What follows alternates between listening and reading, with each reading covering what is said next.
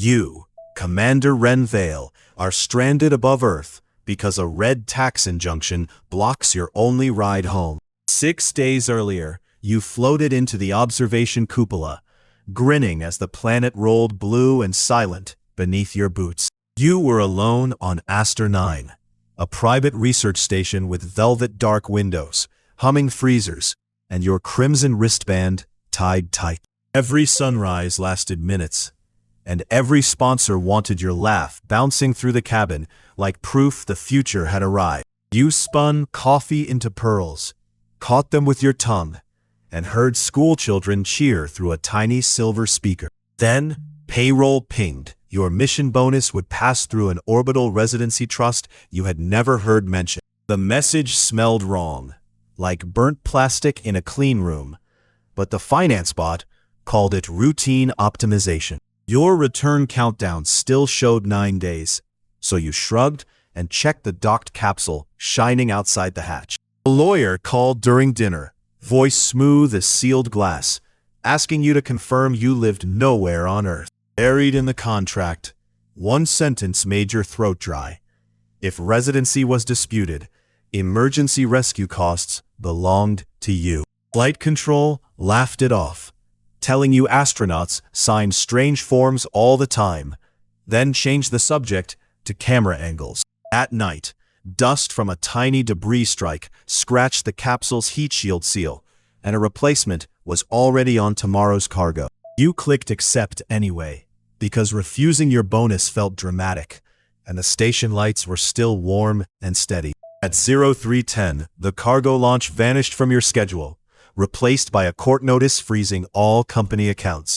The missing cargo held your replacement seal, extra scrubber cartridges, and the reboost valve that kept Aster-9 from sinking lower. Your capsule could still undock, but the damaged seal made reentry a coin toss wrapped in fire.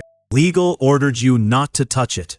An unauthorized landing could void insurance and make every burned panel your debt.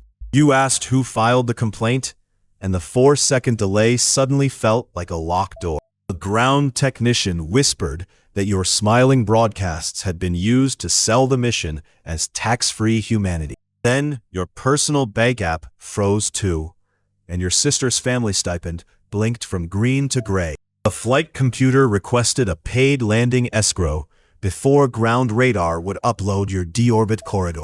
Hours later, the carbon scrubber pump began whining, thin and angry, because the skipped cargo had your spare cartridges. You taped a coolant tube with shaking hands.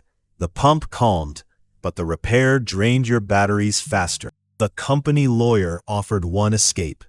Sign an affidavit saying you were an independent orbital operator, not their employee. You had until the midnight pass, or the next rescue window would close, while Earth watched you breathe borrowed air. You signed with your fingertip against the tablet, leaving a sweaty oval where your name should have felt heroic. The affidavit instantly backfired, flagging you as the responsible taxpayer and suspending your pilot access pending payment. The capsule console went black except for a compliance lock, while your reflection stared back like a stranger in a helmet.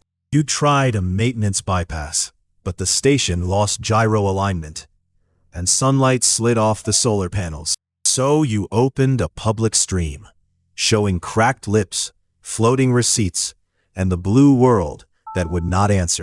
Viewers sent rescue donations within minutes.